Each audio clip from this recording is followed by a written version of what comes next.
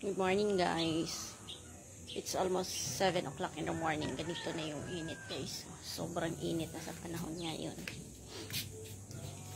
Just imagine 7 o'clock in the morning ganito na sa terrace guys. Hindi ka na makatambay ng matagal.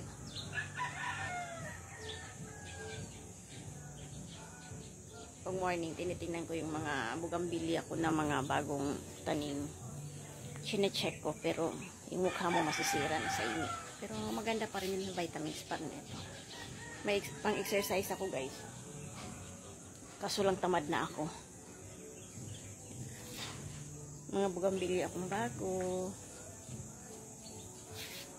1 hour ako dito magtatambay.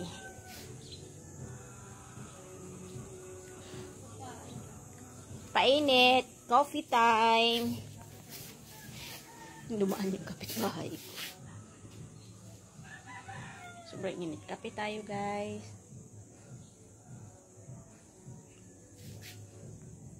Sobrang init ng panahon. Sisira yung mata mo sa araw.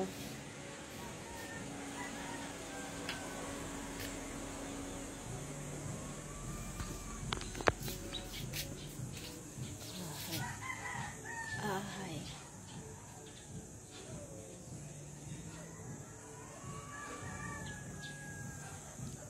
Sobrang init. Maganda dito guys, mga 1 hour, 7 o'clock to 8 o'clock. Dito sa terrace, painit ka lang. Ang sarap sa feelings pag nainitan ka.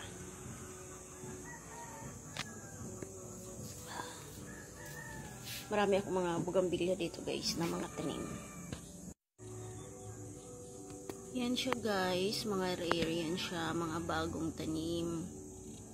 Ayan.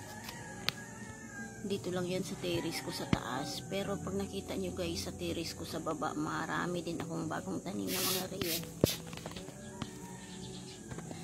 Ito guys, grafting ko. Malaking puno siya. Pero nasapat lang na siya na maliit. May lumabas na siya na, ayan guys, oh, nakikita nyo ba? Yan, may lumabas na siyang sanga na maliit. Pero nag-graft ako sa kanya. 5 piraso na mga rare na flower. Hopefully mabuhay siya. Ayan. Yun dito naman guys. Dito naman na portion, buhay na siya. Mga rare yan lahat guys. Oh. Ayan, rare yan lahat. Ito naman, buhay na to sana. Naglaro yung dalawa kong kuting. Ayun, natanggal. Ito guys, tingnan niyo. Pag mga rare guys, tapos naka-ICU siya, ang mangyari, ganito yung mga ano niya, oh. Pag ilang beses ko na tong ICU, ang mapapansin mo guys, paglabas, pagtanggal mo ng plastic, ano siya, yung soft yung mga ano niya, yung mga dahon, hindi kagaya yung pinapatubo sa init na pag-grow niya, ano lang siya, parang matigas na yung dahon. Ito pag naka-ICU siya guys, ganyan oh. Parang soft lang siya.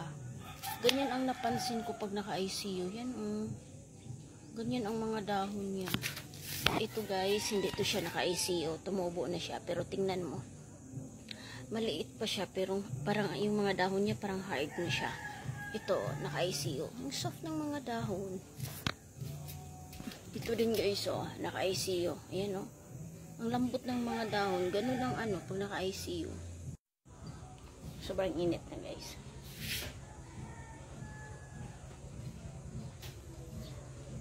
Ganito ang kagandahan pag may terrace, kasi pwede kang magpa-init-init ng katawan. Mas lalo na pag nasa subdivision ka. Ang mga bahay dito guys sa amin, nahahaba. Yung harap lang namin ang ano, mababa. Pero yung street ko, dito nag-umpisa yung mga townhouse na mataas. So, nung pandemic kasi, ano, nung pandemic, hindi na makalabas yung mga bata. Kaya nung lumuwang 2021, pinagawa ko to agad. Yung terrace ko.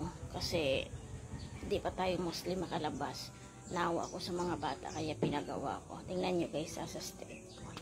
Ang hahaba ng mga bahay nung pandemic, pinalagyan halos ng mga terrace.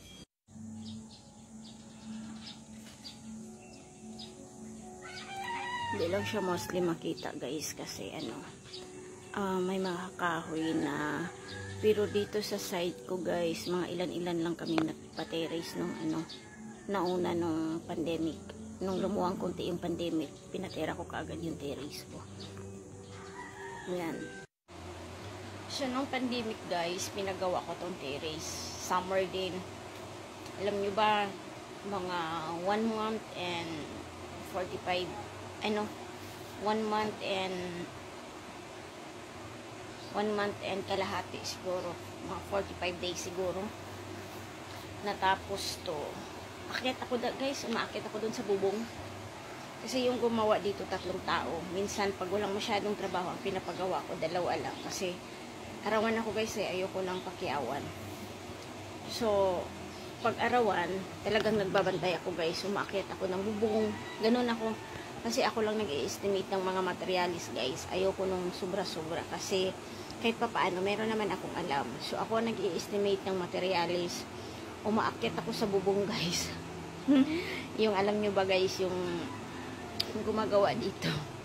Minsan sabihin sa akin, ano ka, bababa na ako, ikaw na lang gaganyan. Pero joke lang. Kasi, guys ang mahal ng ngayon, 800 na ang iba nga 1,000. 800 guys, pero ako, want to sawa sa kain. Yun yung palubag loob ko sa kanila. Syempre, sobrang init. So, want to sawa ako that time sa pagkain kasi pandemic, kahit papaano, nung pandemic guys, parang nakaipon-ipon tayo konti.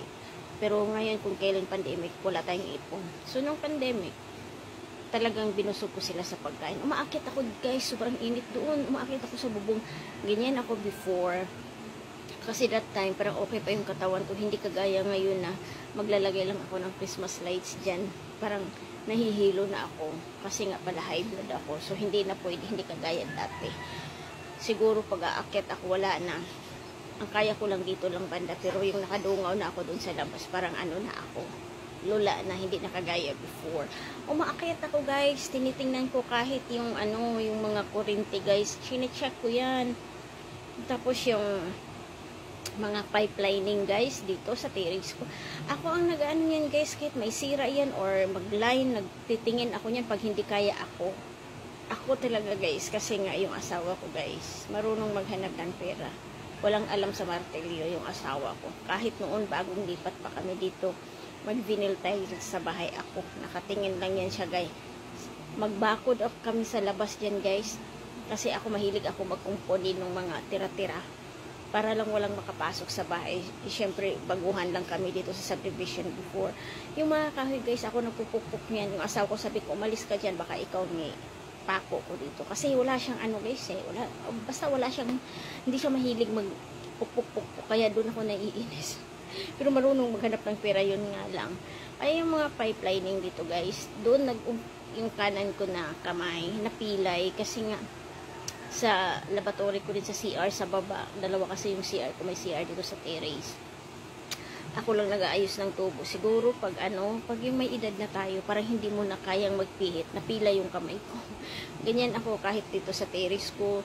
Alam mo ba nung dati guys, lang kami, tubig lang sa subdivision, hindi kami nawasa. So nang nawasa kami guys, ang lakas ng pressure, nagputukan yung mga line namin.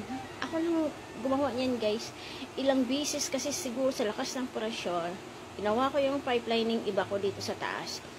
Sa lakas ng pressure guys, bibigay talaga siya.